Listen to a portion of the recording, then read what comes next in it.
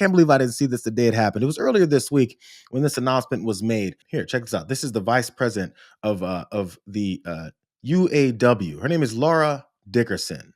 As most of you probably know, in January, Donald Trump visited the Ford Dearborn truck plant, Local 600.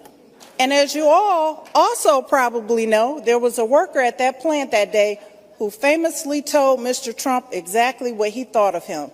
Unfortunately, in that moment, we saw what the current president really thinks about working people in the way he responded. He gave us the middle finger.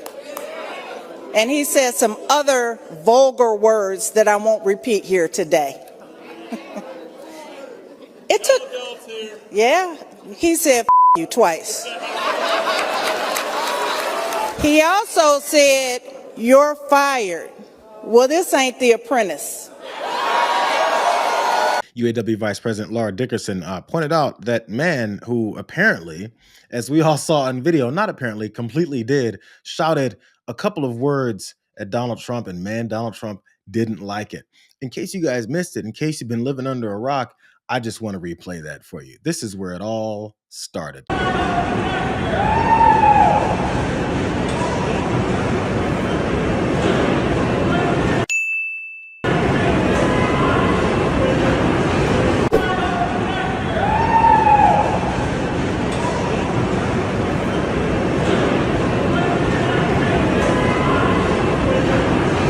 As Laura Dickerson said, this ain't The Apprentice, bro. So that's not going to happen.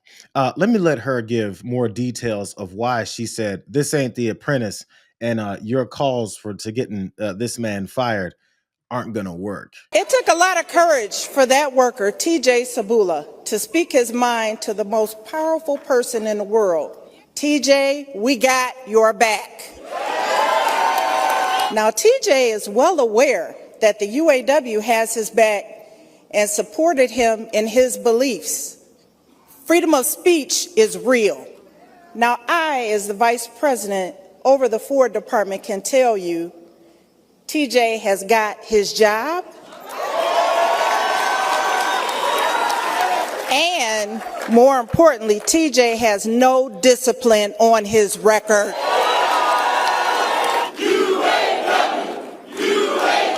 That's right. That's right. And that's what we do best. We represent. Good on Laura Dickerson. It was TJ, TJ Sabula was the man, apparently, who told Donald Trump who he is, who immediately it got under his skin. So again, I just want to give you guys more background on what is that happened, because some of his quotes were awesome too.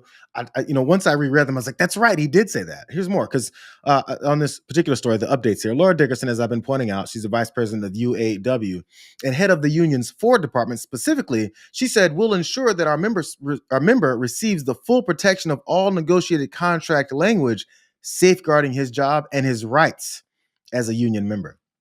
More quotes from her. Workers should never be subjected to vulgar language or behavior by anyone, including the president of the United States. It's like we need to break through these barriers of feeling like these guys get to do whatever they want and say anything they want to folks who have the right to say whatever they want. At the time, though, what Stephen Chung, who's the vice president, who's the White House communications director, said, only Donald Trump gets that free speech. Because he said what happened was actually authentic. They confirmed it. He said a lunatic was wildly screaming expletives in a complete fit of rage, and the president gave an appropriate and unambiguous response. Well, good. I'm glad that Laura Dickerson gave an unambiguous response to his call to get this guy fired, or his hate towards him, or the FUs that he tossed around. A little bit more, because this was the quotes from TJ Sabula at the time. He says, as far as calling him out, definitely no regrets whatsoever, though he added that he is concerned about the future of his job, which he no longer has to be concerned about. And he believes he's been targeted for political retribution for, quote, embarrassing Trump in front of his friends. Those important guys at the top of Ford who, were probably on board with trying to disrupt this guy's life.